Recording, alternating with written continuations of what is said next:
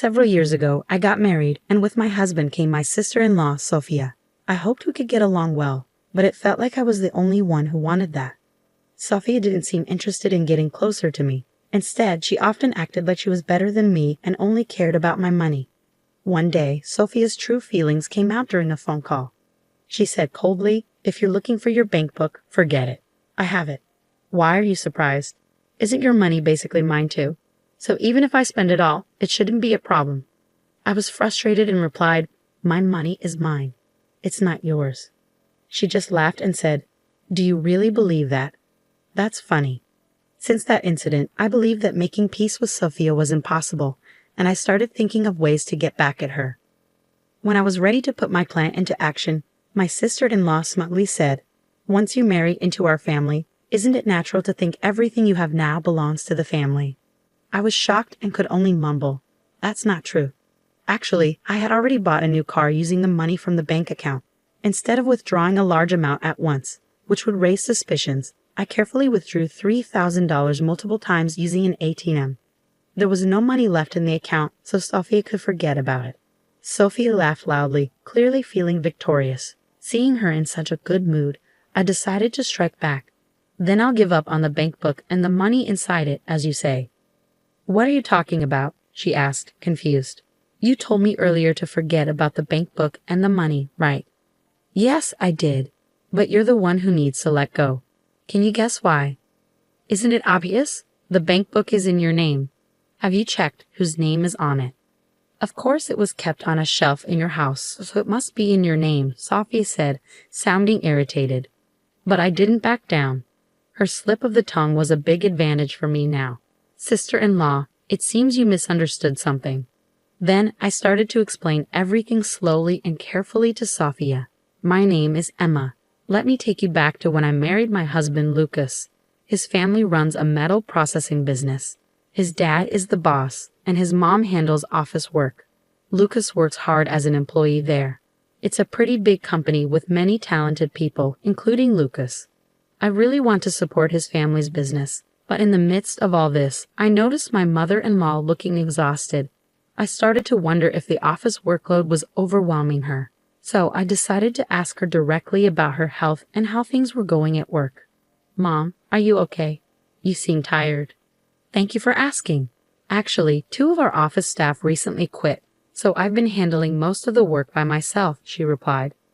"Wow, that sounds really tough, managing everything alone," I exclaimed, surprised by the workload. As my mother-in-law explained in detail, I learned that the 2 staff members had left because they got married, and finding new people to hire was proving difficult. There also wasn't a clear plan for hiring new staff. So I decided to offer a suggestion. I have experience in administrative work. If there's any way I can help, even a little bit, I'd be happy to support. My mother-in-law's face lit up. "That would be incredibly helpful. And don't worry, we'll make sure to compensate you fairly. Thank you so much in advance." After that conversation, I started playing a more active role in my father-in-law's company. My experience in administration came in handy, and my father-in-law was grateful for my help.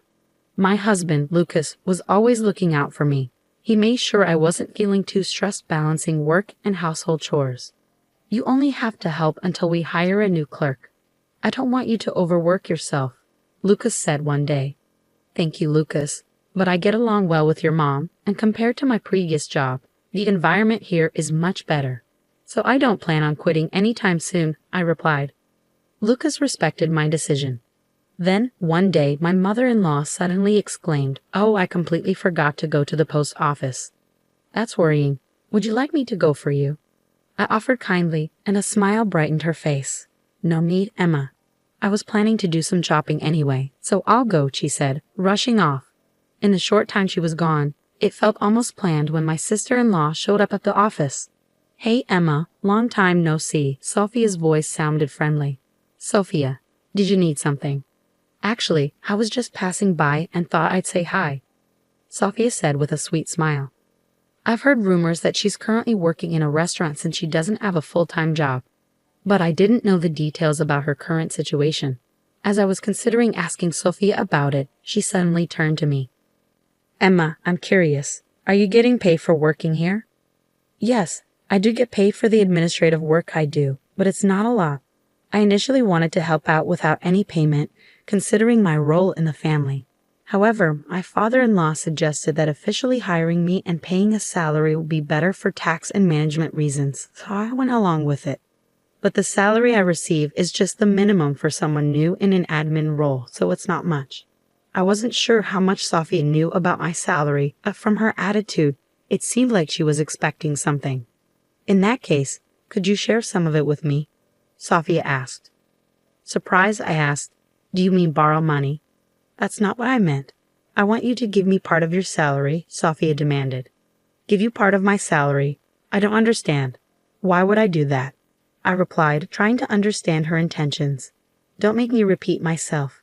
Just give it to me now, Sophia insisted, her expression turning serious as she approached me. Then she noticed a small safe on the table. It's in there, isn't it? She asked, reaching for the safe. Panicked, I blurted out, wait, that contains important funds for the company. Company funds? But this is our father's company, right? So technically, that money belongs to him.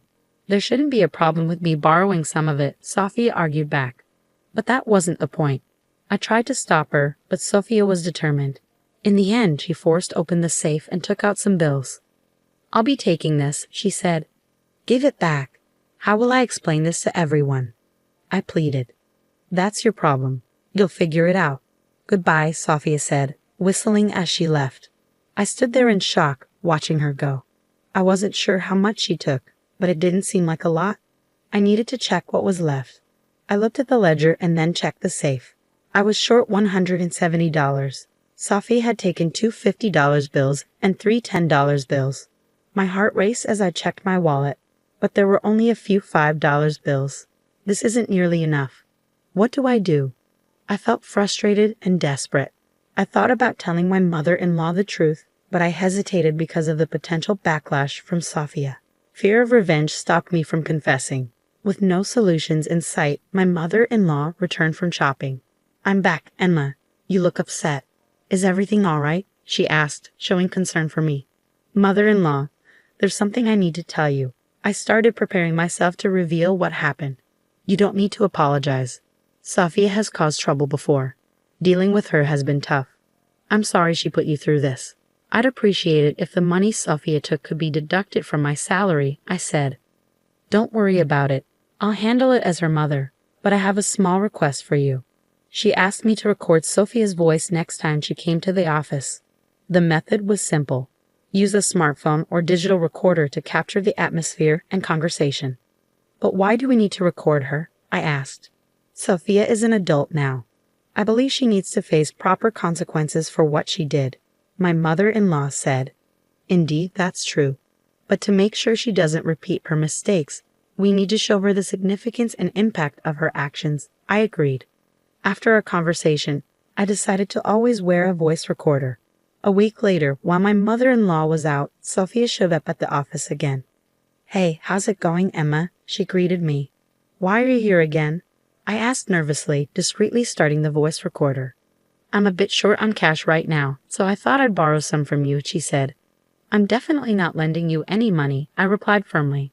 Why? You lent it to me before, didn't you? Sophia argued. That was you taking it without permission, I reminded her. But you managed to cover for it later, didn't you? She countered. I couldn't admit that I had informed my mother-in-law about what happened. If I did, Sophia would likely leave immediately, and I wouldn't be able to gather the evidence my mother-in-law requested. Thinking carefully about my response, I said, You found a way to fix the situation, didn't you? Can you lend me some money today? That's not possible, I replied firmly.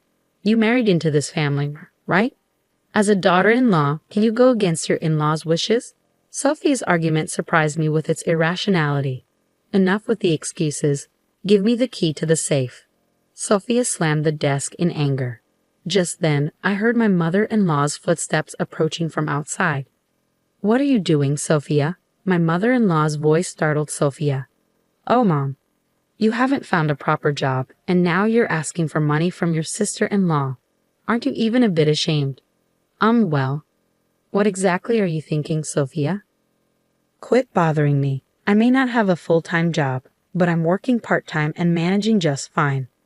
At your age, still relying on part-time work? Aren't you embarrassed? Your friends have careers, families, and you're still. It's my life, and I'll live it how I want. And I have a great partner. Sophia interrupted, clearly agitated, before storming out of the room. After she left, I felt relieved. Mother-in-law, I appreciate your understanding, I said sincerely. Don't worry. Now that Sophia knows, she must be feeling some regret. My mother-in-law reassured me with a smile. But despite her reassurance, I still felt anxious. I was worried that Sophia might return with more demands. One day, when I visited my mother-in-law's house, she showed me a piece of paper. I got an invitation to Sophia's wedding recently, she said. It was indeed a wedding invitation. The groom's name was Leo. I didn't recognize the name, but my mother-in-law seemed to know him and looked somewhat worried. Leo is actually the son of the factory manager, she explained. Huh, he's the factory manager's son. That's unexpected, I said. The factory manager was someone my father-in-law had worked closely with and highly respected. Is the factory manager discussing anything specific about his son's marriage? I asked. Well, it turns out the factory manager had no idea about the marriage and was genuinely surprised when we told him, my mother-in-law explained. I see. Well, since it's already happened, I suppose we should accept it with a congratulatory spirit. There's no point in opposing it now, my mother-in-law said, her expression already accepting the situation. After the wedding, my sister-in-law proudly told my mother-in-law, see, I did find a proper groom. Congratulations, Sophia, my mother-in-law said with a smile. Are you relieved now? More importantly, what are your plans for your new life together? What's your plan for the future? When my mother-in-law asked this with a serious expression, my sister-in-law seemed to be at a loss for words. Have you decided on a new place to live yet? My mother-in-law asked. That's something we'll think about in the future, Sophia replied vaguely. I thought as much. For now, you should start by living in our apartment. We're planning to move to a new place, so you can have this house. Consider it our final support for you. If you need to, find part-time jobs and support yourself. My mother-in-law said. All right, I understand, Sophia replied, looking displeased. I was surprised by her attitude. She should have been grateful for the house she received. Most of all, I felt sorry for my mother-in-law, who seemed pained and hurt. My husband, Lucas, seemed to feel the same way and quickly suggested something to my mother-in-law. If that's the case, why don't you come live with us? Lucas asked. It's okay. I've already discussed and decided on our new residence with your father, my mother-in-law replied. Are you sure that's fine? Well, just until we move into the new house, can we leave some of our belongings at your place?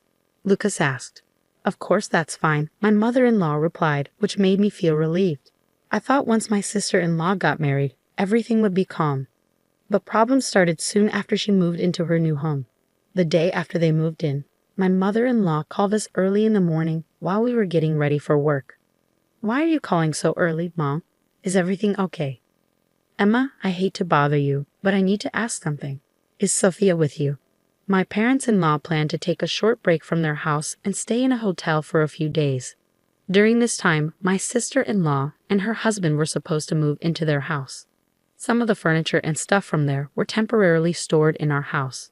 My mother-in-law was worried about how things were going for her daughter, so she decided to visit their house that morning to check. But when she got there, she couldn't find any sign of her daughter or her husband. Since they helped move some stuff from our house to yours yesterday, I thought they might be staying with you. No, they came back home. Then where could they be? Maybe they went on their honeymoon. That's possible. If you find out anything, please tell me. After that, she hung up. Later, I told my husband what happened, but he didn't know anything either. I didn't think I needed to do anything else. So I decided to wait quietly for my sister-in-law to contact us. But as days passed, not hearing from her became worrying. My mother-in-law started thinking about reporting her as missing to the police. While we were discussing this in the living room, she suddenly said, I'll go get the bank book for a moment. Why? I want to withdraw some money just in case. If we have to search for them, there might be expenses, she said, sounding worried. I understood her thinking ahead and stayed quiet in the room. Suddenly, I heard her shocked voice from the next room. What? I can't find the bank book. My husband Lucas and I rushed to the adjacent room. Inside, my mother-in-law looked flustered in front of a shelf. Did you keep your bank book here? I asked, and she nodded rapidly, confused. Isn't this the shelf we moved last time? I remembered that we moved things from her house in 2 stages. First, the day after my sister-in-law's wedding, and then just a few days later, before she disappeared. The shelf in question was from the first move, but neither my husband nor I remembered touching it. Neither of us touched or checked that shelf. But are you sure you left it here? My husband's doubt annoyed her, and they started arguing. I stood there confused, watching them, when suddenly my phone rang. The unexpected call in this tense situation startled me. Reluctantly answering the phone, I asked, "What's wrong? You sound upset." It was my sister-in-law. Hearing her voice surprised me. Raising a hand to interrupt the argument, I said, "Sis, is that really you?" Both Lucas and my mother-in-law stopped arguing, turning to me with surprise. Turning back to the phone, I asked again, "It is you, right?" My sister-in-law's answer was short and annoyed. Who else would it be? "Where are you? We've been really worried about you." But my sister-in-law brushed off the question, saying, "It doesn't matter where I am. I have something to ask." From our conversation, it seemed she took the bank book and used the money to buy a car. That money belonged to me, she even said outright. Angry at her selfish comments, I told her everything that had happened. Mom's bank book is missing, and it's causing a lot of trouble. What? Mom's bank book is missing. Sophia sounded genuinely surprised. Whose name is on the bank book you have? Is it under my name? Just a moment. I could hear her rummaging through things on the other end. She probably mistook my bank book for my mother-in-law's. But my mother-in-law hadn't spent much recently and hadn't realized it was missing. It had been over a week since Sophia took the bank book, so the money inside was probably already spent. After a while, a flustered voice said, "Wait, is this Mom's bank book?" I knew it, I said quietly. Suddenly, my phone was snatched from my hand. My mother-in-law looked angry as she held my phone firmly. "Sophia, I've heard everything." "What? Mom, why?" "I was worried about you. Then I got a call from you. But how did you hear my conversation?" "Because Emma had her phone on speaker. I had put the phone on speaker so my husband and mother-in-law could hear what Sophia was saying. They heard everything, including that she used my bank book to buy a car." "What were you thinking? That's so irresponsible." My mother-in-law's voice filled the room. Sophia apologized, sounding regretful. "I'm really sorry. Using company funds without permission and taking someone's bank book. I messed up. Please forgive me. I'll be more careful from now on." "It's too late for that. Come home now and explain." "Yes, I understand." Sophia's shocked voice was interrupted by a loud thud from the background. "Hey, Sophia, are you okay?" my mother-in-law asked, but there was no reply. After a moment, Sophia's frantic voice came back. "Help me at the convenience store parking lot." Then the call ended suddenly. We could guess what happened. Sophia might have hit the gas instead of the brake and driven the car into the store while on the call. Soon after, the police reported that Sophia's car crashed into the store. Both Sophia and her husband were in the car. Luckily, they weren't seriously hurt, but the aftermath was messy. It turned out Sophia didn't have car insurance, so they had to pay for all the repairs themselves. My in-laws were furious. They went to get Sophia right away. Sophia's husband's parents were also angry, especially his father, who manages a factory. He scolded Sophia harshly, saying, "Just because you're part of this family now, do you think everything should be handed to you?" Those were the same words Sophia used with me. Just telling my mother-in-law wasn't the end of my plan. I made sure Sophia's father-in-law, the manager, heard a recording of the conversation too. With Sophia's own words on record, she couldn't deny anything. The manager was even tougher on them. He ordered Sophia and her husband, "Since you're broke, you'll work for me and hand over your earnings." After that, they had no choice but to work at the factory under strict supervision. It was the best option financially. My in-laws kept a close eye on them, both at work and at home. They worked all day and lived under scrutiny afterward. Feeling overwhelmed, Sophia eventually approached me at the factory, crying, asking for help. "I'll do anything. Please forgive me."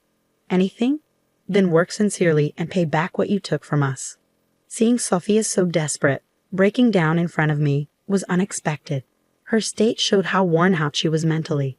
It's a moment I won't forget.